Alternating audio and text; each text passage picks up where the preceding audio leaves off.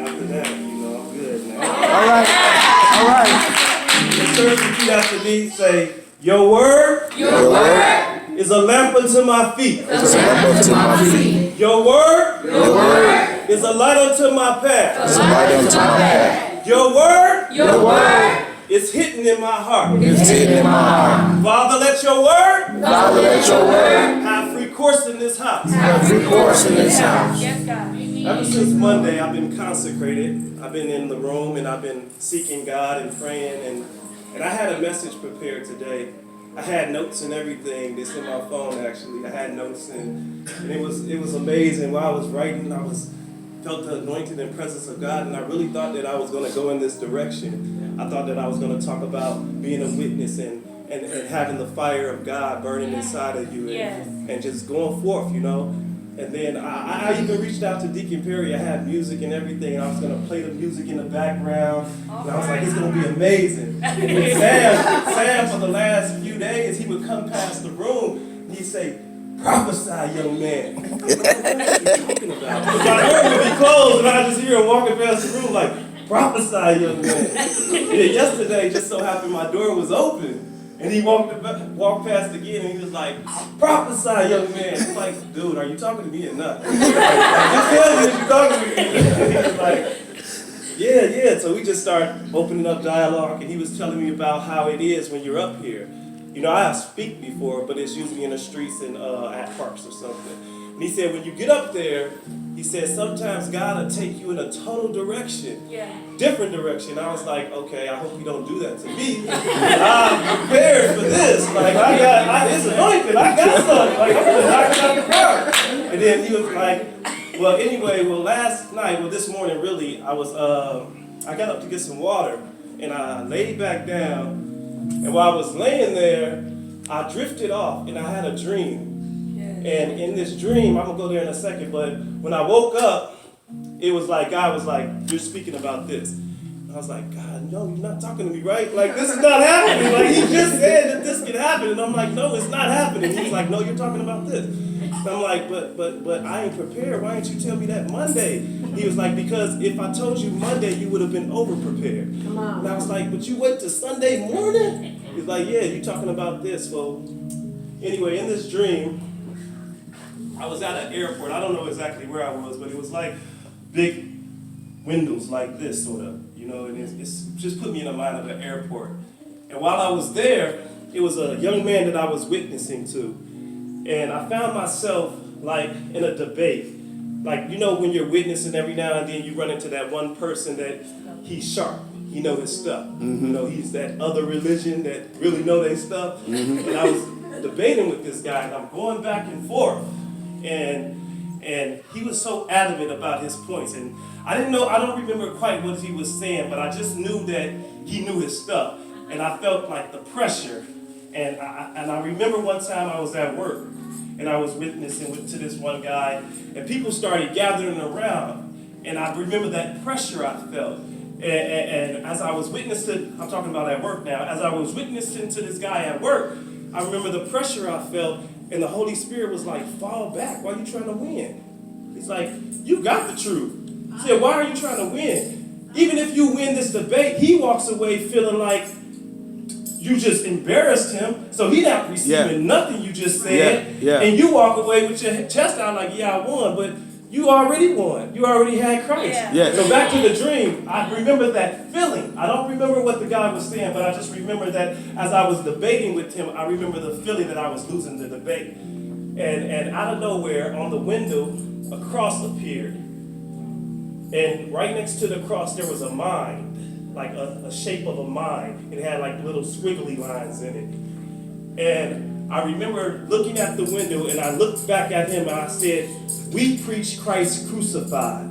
I said, to those that are perishing, it is foolishness. But to us that are being saved, it is the wisdom and the power of God. Come on. And as I said that, I remember looking at it, and then I started explaining to him what the cross really meant. I was like, see, I said, how do you handle the sin that's in your life?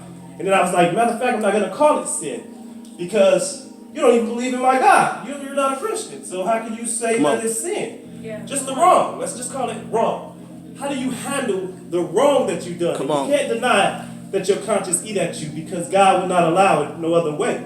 He's not going to put you before him one day and you stand there and say, I didn't feel like I did anything wrong. No, your conscience is always going to eat at you. So even if, let's say you don't believe in my God. Let's say you're not a Christian. You don't believe in it. But there's wrong, right? So how do you deal with that guilty conscience, that sin conscience, that wrong that you feel? And then I remember I told him, like, see this cross right here? I said, all the guilt, all the shame, all the pain, everything that you've done, right? It was poured out on this cross. Yeah. So now as I go through this cross, right? I go through the flesh of Jesus. I go through the body that was broken on our behalf to get to the blood. Now as I go through this blood, this is what cleanses my conscience of this guilt, of this pain, of the things that I have done. I said, so when you're feeling wrong and that spirit of condemnation comes over you and you try to drink it out, you try to smoke it out, you try to fornicate it out, but you can't get rid of that feeling. It's still there. When you sober up, when you come down, it's right back there again. So how do you deal with it? I said, I went to the cross, right? And I said, see, a lot of times we take it like it's just a book. It's a supernatural act that's taking place. As I start putting my mind on those things that are above, and I start seeking after him, and I go through that cross, that releases a supernatural act that starts cleansing my mind. And when that guilt comes, when that spirit of condemnation comes, the Holy Spirit stands up in me and said, no, there is no condemnation for you that are in Christ Jesus. No, you can't live here no more. Pain, you got to go. You got to leave. And then I remember as I was speaking to this young man that I looked back at the window where the cross was drawn in the mind and with the squiggly lines. And the cross started moving closer to the mind. And it was starting to tilt over the mind. And I remember I was talking about the blood and how it cleanses you and how it gets rid of the guilt and how it gets rid of the shame. And I remember that it started to rain. And as it began to rain down the window, the squiggly lines in the mind started to disappear. And I looked at him and I said, see, that's the blood. I said, that's what the blood does. It started getting those squiggly lines in your man out. It started getting that filth and that garbage out. It started cleaning you. You know what I'm saying? It's supernatural though. And have you ever been in one of those conversations, right? And you're talking to somebody and they try to finish your sentences, like you talking and you see their lips moving. His lips started moving like he was getting it. And I was like, all right, you got it now. Okay, you can't get mad at you felt that. So I don't know who this is for. I look around and we all family. But ever since I've been saved, my message always have been the cross. I thought I was gonna come here and preach something differently, but I got saved 3 years ago, and the only thing I ever want to talk about is the cross. Come on. I tell you like this, for whoever is for, the cross is like this. You're standing in front of a judge.